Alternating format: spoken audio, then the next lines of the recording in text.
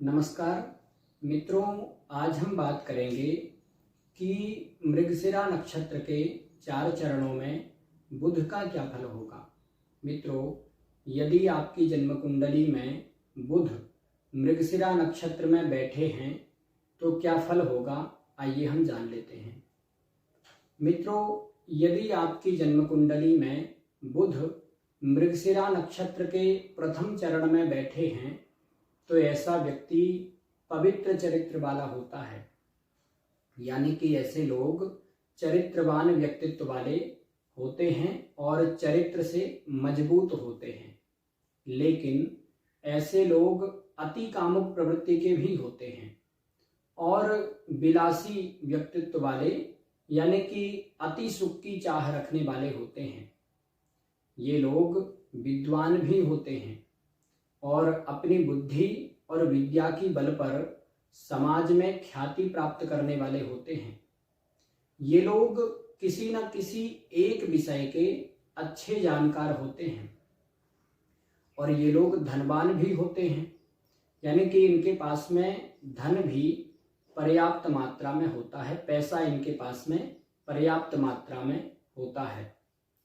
ये लोग मानसिक रूप से अस्थिर रहने वाले होते हैं, यानी कि मानसिक रूप से चलायमान होते हैं, चंचल होते हैं, मानसिक रूप से अशांत रहते हैं और इसी कारण से इन लोगों को वृद्धावस्था में भूलने की बीमारी हो जाती है, यानी कि जीवन के उत्तरार्ध में 50 वर्ष के बाद, जीवन में 50 वर्ष के बाद भुलक्कड़ स्वभाव के हो जाते हैं।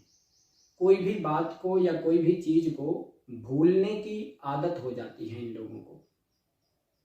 ये लोग समाज में धनी और प्रभावशाली व्यक्तित्व वाले होते हैं, यानी कि समाज में इनका सम्मान होता है। ये लोग प्रभावशाली व्यक्तित्व के, रौबदार व्यक्तित्व वाले होते हैं और ये लोग भौतिक सुख सुविधा से संपन्न जीवन जीने वाले होते हैं, यानी कि सुखी जीवन जीने वाले, विलासी जीवन जीने वाले होते हैं।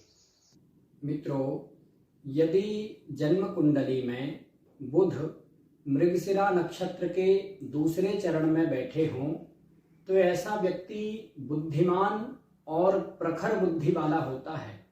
प्रखर बुद्धि का मतलब है कि तेज बुद्धि वाला होता है। ऐसे लोग किसी भी चीज को जल्दी से सीख जाते हैं, ऑब्जर्व करने वाले होते हैं, जल्दी से ये लोग सीख जाने वाले होते हैं।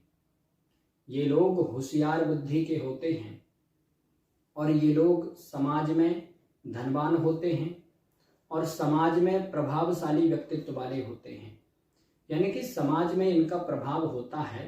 समाज में ये लोग रौबदार होते हैं, समाज में इनका सम्मान होता है और ये लोग समाज में धनवान भी होते हैं। लेकिन ये लोग तुच्छ तरीकों से धन कमाने वाले होते हैं। तुच्छ तरीकों का मतलब है कि छोटे कार्यों से, कई बार गलत कार्यों से धन कमाने वाले होते हैं।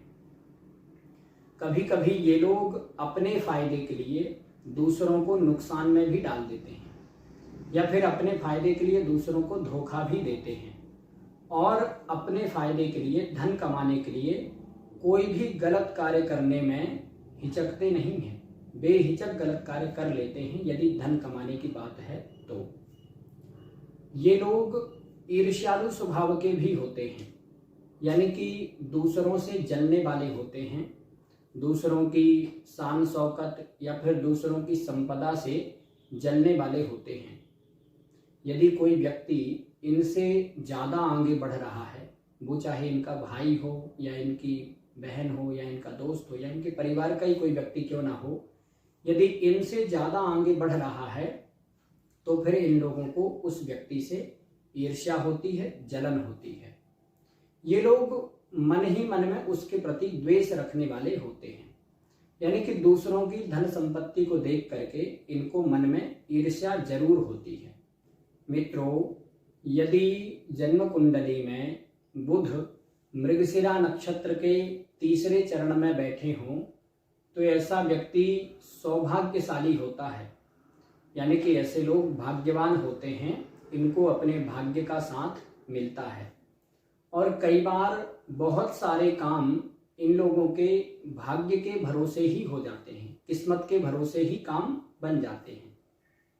ये लोग धन वैभव से युक्त होते हैं, यानी कि धनवान होते हैं, धनाढ्य होते हैं। इनके पास में पैसा पर्याप्त मात्रा में होता है। ये लोग वैसे तो कभी कभी गुस्सा करते हैं, कभी कभी उग्र हो जाते हैं, क्रोध करते हैं, लेकिन ये लोग मूल रूप से शांति प्रिय होते हैं और कभी कभी शांति की खोज में अपना स्थान बदलने वाले भी होते हैं। यानी कि जहाँ पर ज़्यादा अशांति हो, जहाँ पर ज़्यादा झंझट हो रही हो, ये लोग वहाँ से उठ करके चले जाते हैं, अपना स्थान बदल देते हैं। कई बार ये लोग शांति की खोज में कहीं कहीं घूमने के लिए भी जाते हैं। ये लोग अति कामुक प्रवृत्ति के होते हैं, लेकिन अपने जीवन साथी से बहुत प्रेम करने वाले होते हैं। अति कामुक प्रवृत्ति का होने के कारण इन लोगों के शारीरिक संबंध तो बहुत सारे लोगों से बनते हैं, यानी कि अपने जीवन साथी के अलावा भी इन लोगों के शारीरिक संबंध बहुत सारे लोगों से बनते हैं, लेकिन फिर भी ये लोग अपने जीवन साथी से प्रगाढ़ प्रेम करने वाले होते हैं, बहुत ज़्यादा प्रेम करने वाले होते हैं। इन लोगों के विवाह के बाद भी अन्य स्त्रियों से या फिर अन्य पुरुषों से शारीरिक संबंध होते हैं, लेकिन ये लोग अपने जीवन साथी से बहुत प्रेम करने वाले, प्रगाढ़ प्रेम करने वाले होते हैं।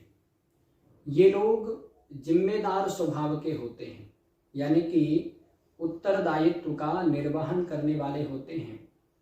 जो भी जिम्मेदारी इन लोगों को मिले, ये लोग उस जिम्मेदारी का बहुत ईमानदारी से निर्वहन करने वाले, पालन करने वाले होते हैं। ये लोग अपने परिवार की, अपने कुटुंब की और अपने माँ बाप की सभी की जिम्मेदारियों को अच्छे से निभाने वाले होते हैं।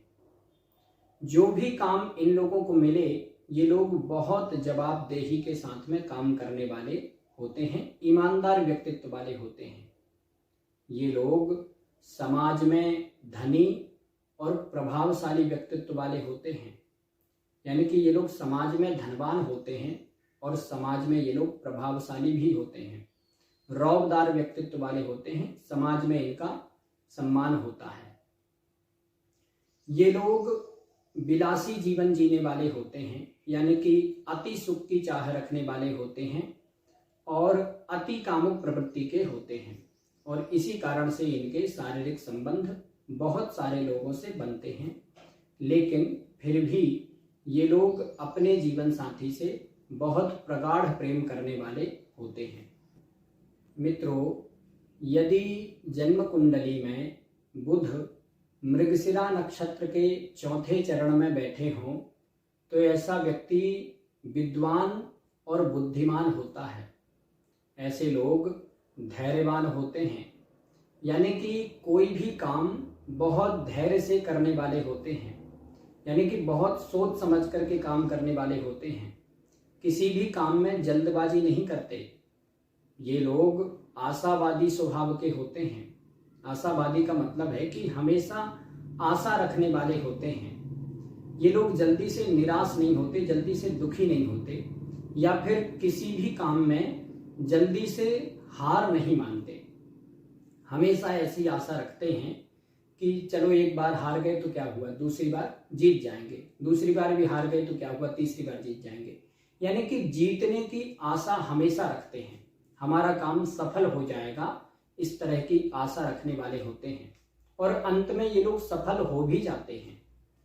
ये लोग समाज में धनी और प्रभावशाली व्यक्तित्व वाले होते हैं, यानी कि समाज में धनवान होते हैं, इनके पास में पैसा पर्याप्त मात्रा में होता है, और ये लोग समाज में प्रभावशाली भी होते हैं, रौबदार होते हैं, और समाज में इनका सम्मान भी होता है। ये लोग बुद्धिमान होते हैं और प्रबुद्ध सलाहकार के रूप में इनकी कीर्ति प्राप्त होती है, यानी कि ये लोग समाज में प्रबुद्ध सलाहकार के रूप में जाने जाते हैं। समाज के लोग इनको जानते हैं कि ये लोग अच्छे सलाहकार हैं, और ये लोग बुद्धिमान होते हैं, कठिन से कठिन परिस्थिति में भी अच्छी सलाह देने वाले होते हैं। कठिन से कठिन परिस्थिति का भी हल निकालने वाले होते हैं, उत्तर निकालने वाले होते हैं। ये लोग किसी न किसी एक विषय के अच्छे जानकार होते हैं और समाज में अपनी बुद्धि और विद्या के बल पर ख्याति प्राप्त करते हैं, समाज में फेमस होते हैं, प्रसिद्ध होते हैं। ये लोग अति कामुक प्रवृत्ति के होते हैं और कई बार ये लोग विपरीत लिंगी के प्रति अत्यधिक आकर्षित होने वाले होते हैं।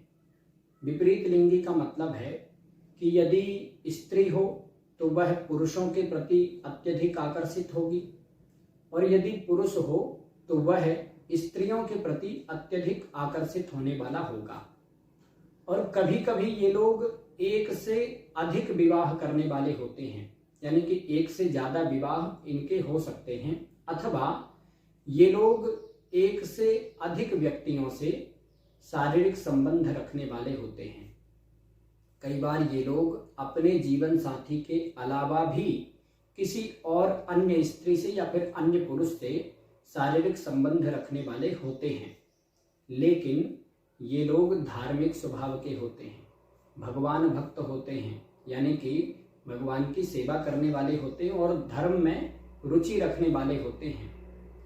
कई बार इन लोगों की शिक्षा बहुत अच्छी नहीं हो पाती है, यानी कि इनकी पढ़ाई ज़्यादा अच्छी नहीं हो पाती है, मध्यम ठीक ठाक पढ़ाई करने वाले होते हैं, लेकिन ये लोग अपनी ईमानदारी और अपनी मेहनत के बल पर उन्नति के शिखर पर पहुंचते हैं।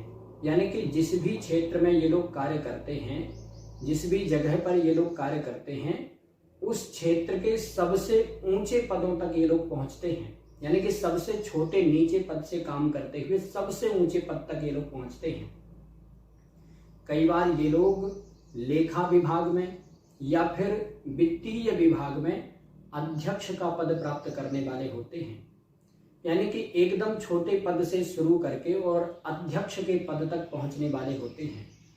इनकी पढ़ाई लिखाई तो बहुत ज़्यादा अच्छी नहीं होती है, लेकिन फिर भी ये लोग अपनी ईमानदारी से और अपनी मेहनत से उन्नति के शिखर पर पहुंचने वाले होते हैं। जिस भी क्षेत्र में काम करें उसी क्षेत्र में उन्नति के शिखर पर पहुंचते हैं। इन लोगों को वृद्धावस्था में या फिर अपनी उम्र के उत्तरार्ध में, यानी कि 50 वर्ष के बाद कभी कभी स्वास्थ्य संबंधी समस्याएं होती हैं। इन लोगों को वाणी से संबंधित परेशानी हो सकती है। वाणी से संबंधित परेशानी का मतलब है कि बोलने से संबंधित कोई न कोई दिक्कत। कई बार बोलते समय मुंह में बहुत ज़्यादा पानी आता है, इसी कारण से ये लोग ठीक से बोल नहीं पाते या फिर जल्दी जल्दी नहीं बोल पाते हैं, अथवा बोलते समय इनका उच्चारण, इनका प्रोनाउंसिएशन ज़्यादा ठीक नहीं हो पाता है, अथवा इन लोगों को हकलाहट की समस्या होती है। यानी कि बोलते समय ये लोग बहुत ज़्यादा उत्तेजित हो जाते हैं, बहुत ज़्यादा उग्र हो जाते हैं, इसी कारण से इनको हकलाहट की समस्या होने लगती है। यानी कि रुक रुक करके फिर ये लोग शब्दों को तोड़ करके बोलने लगते हैं। कभी कभी इन लोगों को श्वास से संबंधित परेशानी हो जाती है, श्वास की नली में कोई ना कोई दिक्कत हो जाती है, अथवा टीबी जैसे रोग भी इनको हो सकते हैं, अथवा इन लोगों को कोई ना कोई दिमागी बीमारी, मानसिक बीमारी हो जाती है, या फिर दिमागी असंतुलन हो जाता है। और दिमागी असंतुलन के कारण कभी कभी इन लोगों को पागलपन जैसी स्थिति भी हो जाती है, अथवा इन लोगों को लकवा जैसी समस्या हो सकती है, लकवा लग सकता है, या फिर शरीर के किसी एक अंग में बहुत ज़्यादा परेशानी होती है। शरीर का कोई एक अंग कई बार निष्क्रिय जैसा हो जाता है।